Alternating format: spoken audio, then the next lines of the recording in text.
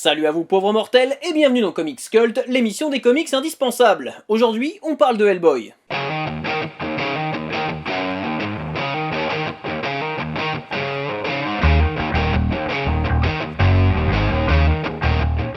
Nous sommes en 1994. Après avoir travaillé pour Marvel, Mike Mignola présente à DC Comics un nouveau héros tout droit sorti de son imagination, Hellboy. Si le projet enthousiasme l'éditeur, il n'est cependant pas retenu, l'idée de faire évoluer un personnage venu tout droit des enfers n'étant finalement pas à son goût.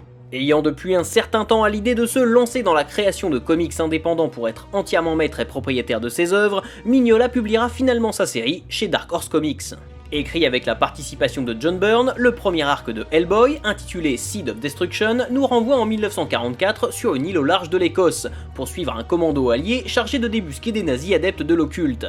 Lors d'une cérémonie menée par Rasputin en personne, un jeune démon est invoqué. Récupéré par un scientifique américain qui l'élèvera comme son propre fils, la créature reçoit bientôt le surnom de Hellboy. Travaillant désormais en secret pour le BPRD, Hellboy va affronter de nombreuses menaces paranormales tout en explorant ses propres origines.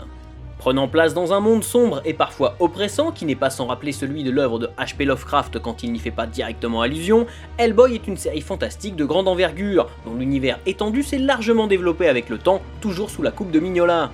Le personnage principal y est constamment hanté par son statut de créature démoniaque, tiraillé entre le bien qu'il veut faire et le mal constituant sa vraie nature.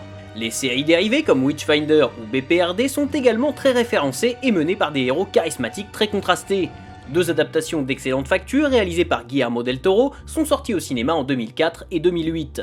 Accessible à quiconque est fan de fantastique et d'épouvante, l'univers de Hellboy peut être une excellente porte d'entrée dans le monde des comics pour ceux qui sont réfractaires aux super-héros pur jus.